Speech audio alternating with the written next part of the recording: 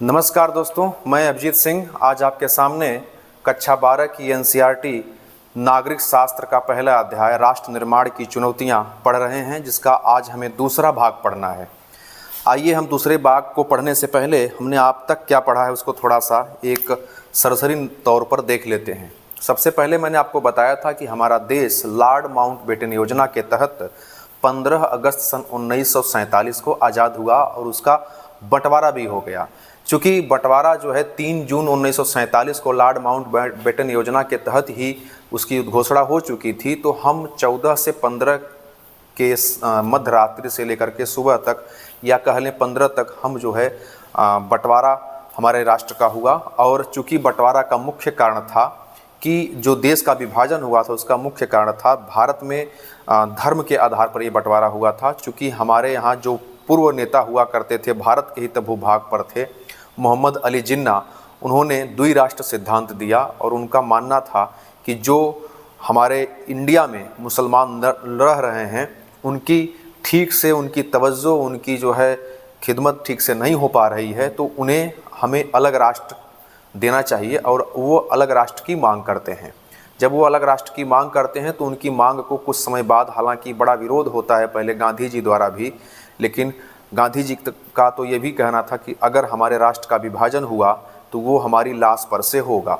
लेकिन बाद में वल्लभ भाई पटेल और जो है पंडित जवाहरलाल नेहरू और लॉर्ड माउंटबेटन के समझाने पर गांधी जी भी ये समझ पाते हैं कि हाँ ज़रूरी है कि राष्ट्र का विभाजन जो होना चाहिए वो ज़रूर होना चाहिए, क्योंकि इससे सांप्रदायिकता, हिंसा से निजात तभी मिल सकता है जब हम ठीक ढंग से विभाजित हो जाएंगे। तो बात आती है कि अब विभाजन हो गया था, हालांकि वहाँ उसमें कई ऐसे दिग्गज नेता थे, जैसे कांग्रेस के ही नेता थे, खान अब्दुल गफ्फार खान को अगर देखा जाए, कई ऐसे चाहने वाले नेता थे जो राष्ट्र का विभाजन नहीं चाहते थे। खान अब्दुल गफ्फार खान, जिन्हें सीमांत गांधी के नाम से जाना जाता है, वो खुद द्विराष्ट्र सिद्धांत के जो है खिलाफ थे। लेकिन फिर भी उनकी बातों को जो है उतना तवज्जो न देते हुए उन्हें पूर्वी पाकिस्तान की तरफ जो है, पश्चिमी पाकिस्तान की तरफ उन्हें जो है शरण लेना पड़ता है, क्योंकि वो उसी के वो हिस्सा थे। क्योंकि जब विभाजन होता है तो ये कहा जाता है कि जिन हिस्सों पर मुसलमान आबादी ज़्यादा है, मुस्लिम आबादी ज़्यादा है, उन्हें पाकिस्तान समझा जाए, शेष को भारत समझ लिया जाए। तो दो हिस्से ऐसे होते हैं, जो आपका एक पूर्वी पाकिस्तान जो आज का बांग्लादेश है, जिसकी राजधानी ढाका है, और पश्चिमी पाकिस्तान के तौर पर जिसकी राजधानी इस्लामाबाद है, वहाँ का हिस्सा दो भाग में बढ़ता है और बीच का भूभाग हमारा भारत कहलाता है। इतना होने के बाद अब होता है कि हमारा देश का विभाजन हो चुका था और हमें अब अपने प्रशासनिक दृष्टि से अपने प्रशासन को चलाना था। प्रशासन कैसे चलाया जाए, क्योंकि भारत में जब विभाजन हुआ तो हमारे यहाँ ब्रिटिश रियासतें जो थी, ब्रिटिश भारत जो था, वो तो सीधे तौर पर हमारे भारत, एक सेकंड रुकिएगा, हाँ ठीक है, ब्रिटिश भारत जो था वो सीधे तौर पर हमसे मिल चुका था। लेकिन जो देसी रियासतें थी, आप जानते हैं कि देसी रियासतें 565 हुआ करती थीं, और ये 565 देसी रियासतें में अधिकतम देसी रियासतें तो भारत के शरण ले लेती हैं। अधिकतम देसी रियासतें भारत में विलीन हो जाती हैं, ये भारत में।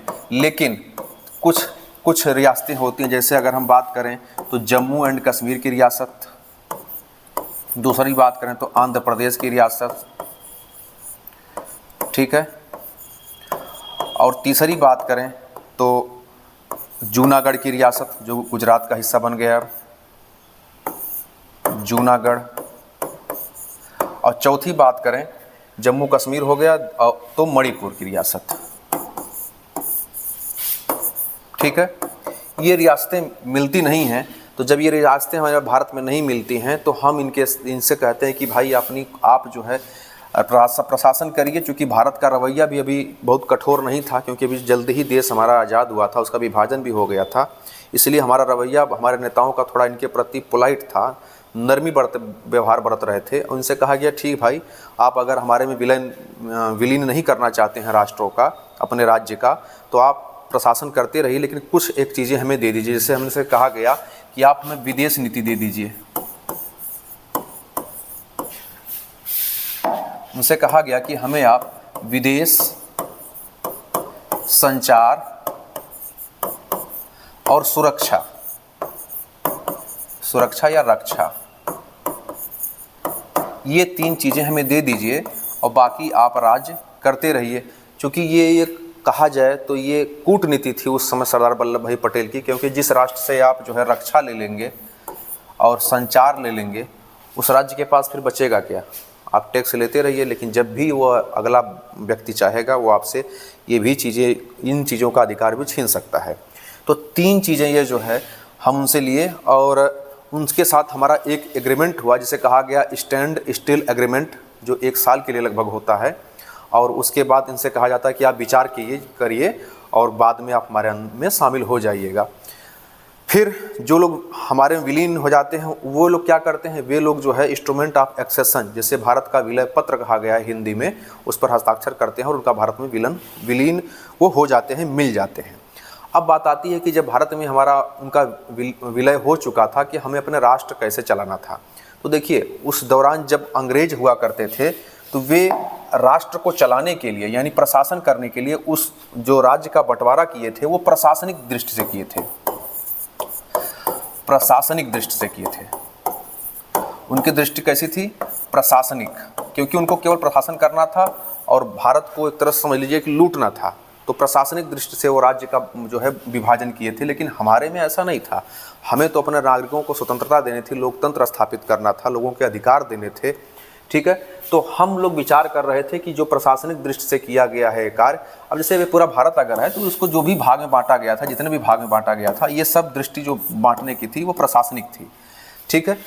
अब क्या होता है, लेकिन अब जब हमारा देश आज़ाद होता है तो हम विचार करते हैं कि अब हम प्रशासनिक दृष्टि से नहीं, बल्कि हम जो है अन्य किसी दृष्टि से, मुख्य रूप से कहा जाए तो हम भाषा, संस्कृति और उनकी सभ्यता को भी ध्यान रखते हुए इसका विभाजन करेंगे राष्ट्र का, ताकि कहीं भी बाद में चल करके किसी भी धार्मिक और राजनीतिक, धार्मिक कह लें या फिर राजनीतिक मतभेद कह लें, न हो और आपस में लोग न टकराएं। तो अगर एक भाषा बोलने वाले, एक संस्कृति बोलने में रहने वाले लोग अगर एक तरफ हो जाते हैं तो ये ज़्यादा सूटेबल रहेगा, ज़्यादा अच्छा रहेगा। तो यही होता है। चूँकि होता क्या है कि कांग्रेस का एक अधिवेशन होता है और उस कांग्रेस के अधिवेशन में, एक सेकंड, हाँ, ये 1920 में होता क्या है कि 1920 में कांग्रेस का नागपुर का अधिवेशन होता है। अब उस नागपुर के अधिवेशन में कांग्रेस ने वादा किया कि हम जो है जब शासन में आएंगे, 1920 में ही देखिएगा, हम शासन में जब आएंगे तो हम राज्य को भाषा के आधार पर जो है विभाजित करेंगे। उसमें बात ये मानी जाती है, सब नेता इस पर सहमत होते हैं कि अगर हम शासन में आते हैं तो हम क्या करेंगे कि राज्य का विभाजन जो प्रशासनिक दृष्टि से किया गया है, हम उसे भाषा के आधार पर करेंगे।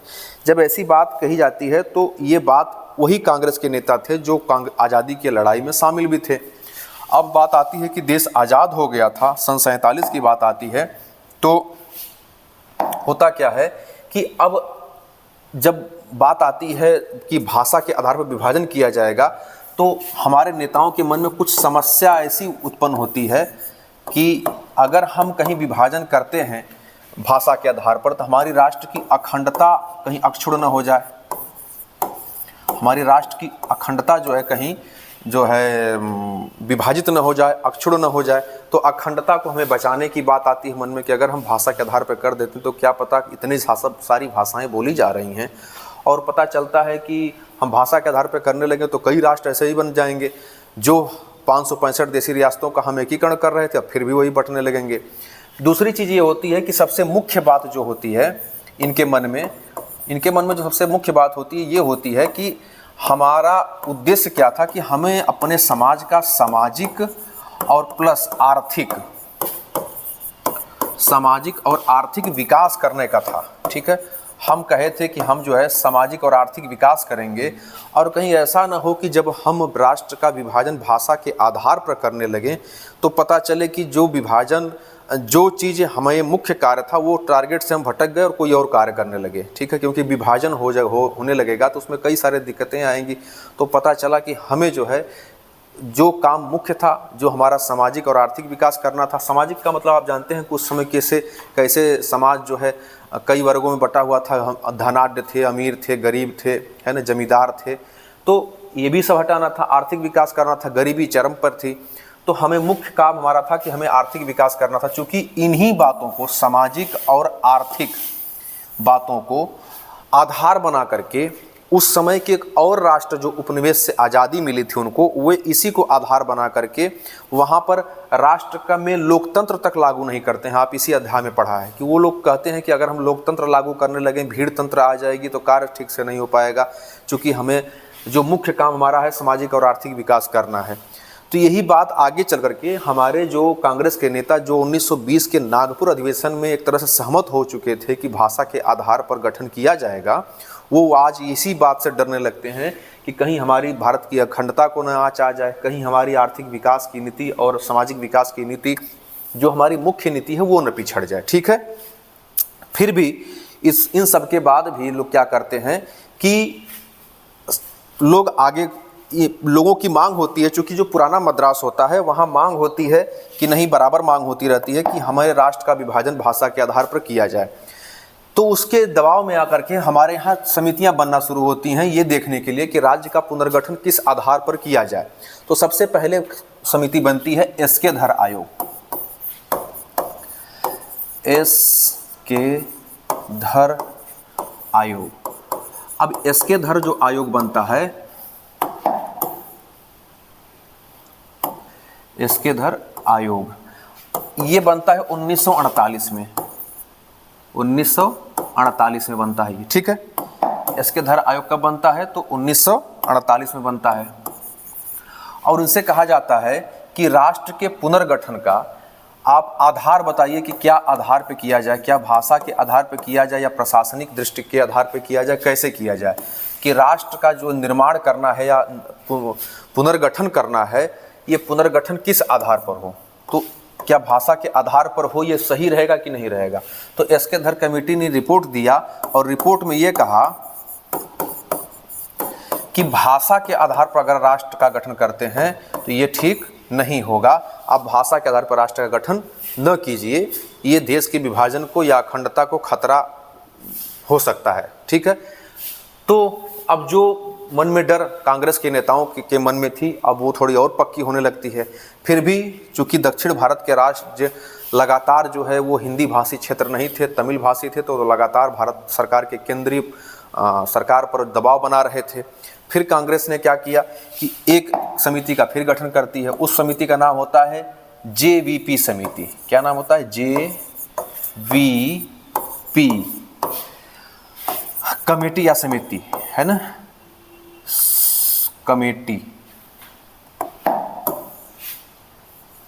JVP committee. ये भी 1948 में ही बनती है, ये भी जान रही है। ठीक है, अब देखिए क्या होता है इसमें। जे का मतलब हो गया जवाहरलाल नेहरू, बी का मतलब हो गया वल्लभ भाई पटेल, JVP है। ठीक है, पी का मतलब हो गया पट्टाभी सितार मैया, पट्टाभी, एक सेकंड लिख दिया, पट्टाभी सितार मैया। ये लोग भी वही चेक करते हैं कि हम भाषा के आधार पर राष्ट्र का गठन करें कि नहीं। ये लोग भी आधार ही चेक करते हैं राष्ट्र के पुनर्गठन का। राज्य के पुनर्गठन का आधार क्या होना चाहिए, क्या भाषा होनी चाहिए? तो ये लोग भी रिपोर्ट देते हैं कि भैया भाषा जो है राष्ट्र का आधार गठन करने का नहीं होना चाहिए। अब जब ये बातें आती है, 2 बार हो चुका कि 2 समितियां जांच की, और नेताओं को पहले से अंदेशा था कि राज्य का अगर पुनर्गठन हम भाषा के आधार पर कर देते हैं तो दिक्कतें आ सकती हैं। तो फिर क्या होता है, तो ये लोग, लेकिन फिर क्या होता है कि उधर जो आपका पुराना मद्रास जिसे कहा जाता था, है ना, मद्रास, वहाँ क्या होता है कि राष्ट्र को लोग चाहते हैं कि राष्ट्र के पुनर्गठन का आधार क्या बने, तो भाषा बने। पुराना मद्रास में उसमें तमिलनाडु, आंध्र प्रदेश और केरल और जो है कर्नाटक के कुछ हिस्से थे। ठीक है, तमिलनाडु,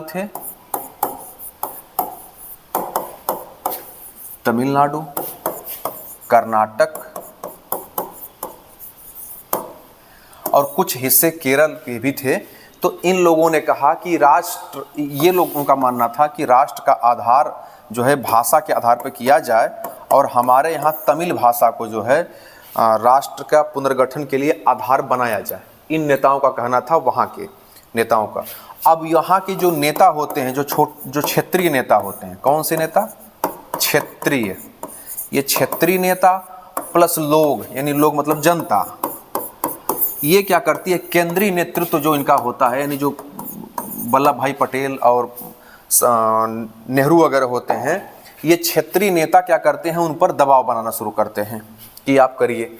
और उसी दबाव बनाने के क्रम में एक कांग्रेस के वरिष्ठ नेता होते हैं जिनका नाम होता है पट्टाभी, एक मिनट, इनका नाम पट्टाभी नहीं है, इनका नाम है पोट्टी श्रीरामुलु। इनका नाम है पोट्टी श्रीरामुलु, पोट्टी श्रीरामुलु, ठीक है। ये बैठ जाते हैं भूख हड़ताल पर। कहाँ बैठ जाते हैं भैया? भूख हड़ताल पर, ठीक है। और कहते हैं कि भाषा के आधार पर ही राज्य का आप पुनर्गठन करिए, ठीक है। 19 अक्टूबर 1947, 1948 नहीं, 1952 है भाई, डेट याद रखिएगा, 1952, 19 अक्टूबर 1952। हालांकि ये डेट कोई मायने नहीं रखता है, क्योंकि बस इतना पूछता है 56 दिन का भूख हड़ताल रहता है इनका। 19 अक्टूबर 1952 को ये भूख हड़ताल पर बैठ जाते हैं और 15 दिसंबर 1952 को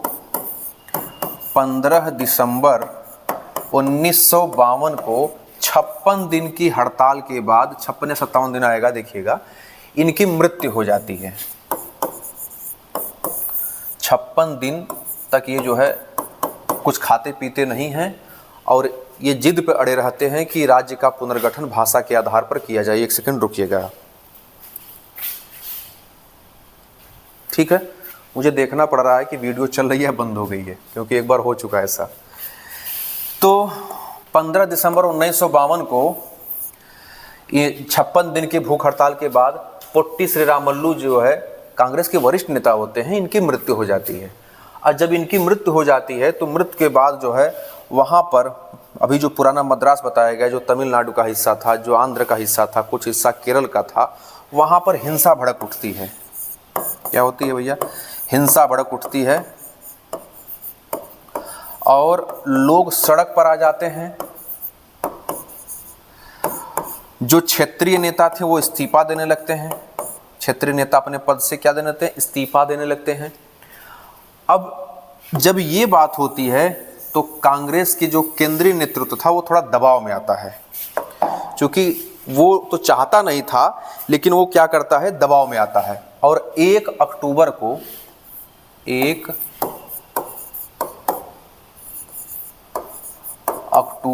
1953 को उन्होंने आंध्र प्रदेश को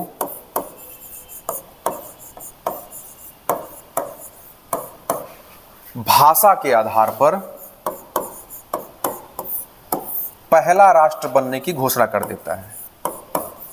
पहला राज्य बनने की घोषणा कर देता है। अब जैसे ये घोषणा होती है कि 53 में अब आंध्र प्रदेश पहला राष्ट्र बन गया, वैसे और मांगे तेज जाती है। अन्य राज्यों की मांगे क्या हो जाती हैं? अन्य राज्य जो होते हैं वे भी अब अन्य राज्य जो होते हैं वे क्या करते हैं? अपनी मांग तेज कर देते हैं। क्या तेज कर देते हैं?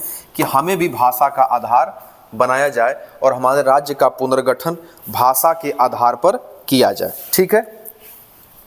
अब देखिए क्या होता है। अब जब ये बात होती है तो केंद्रीय नेतृत्व थोड़ा दबाव में आता है और उन्होंने फजल अली आयोग की गठन करता है। कौन?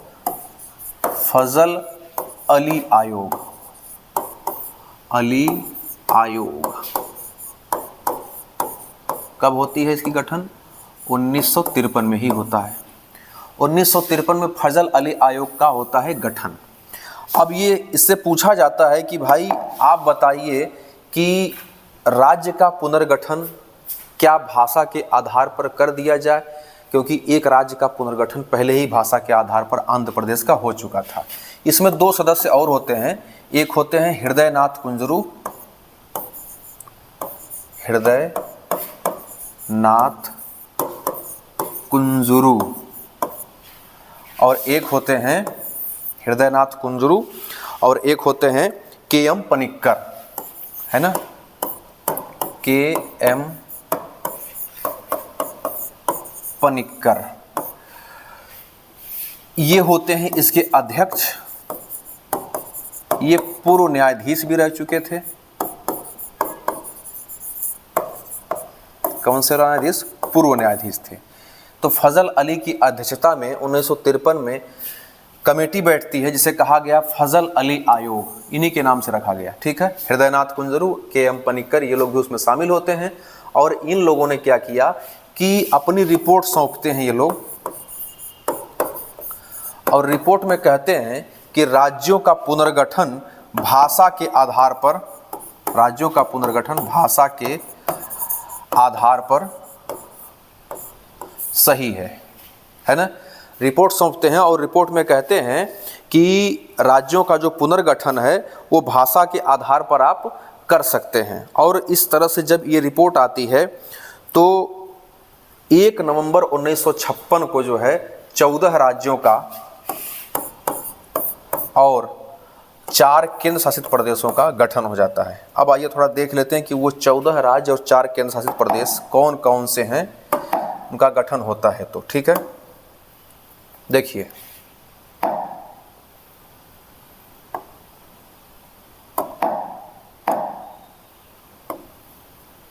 ठीक दिख रहा होगा, एक सेकेंड।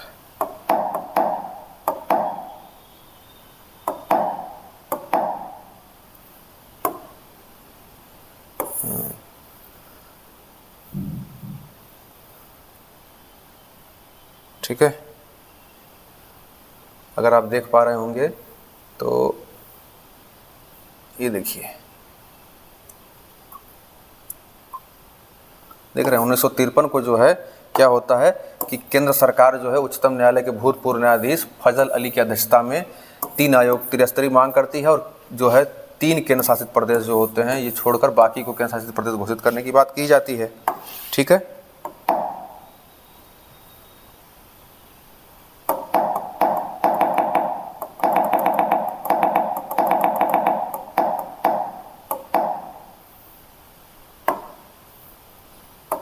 इसको चलाना थोड़ा सा हमारे लिए कठिन है भाई, जो मेन चीज़ है वही हट जा रहा है। फिर से सेलेक्ट करना पड़ता है।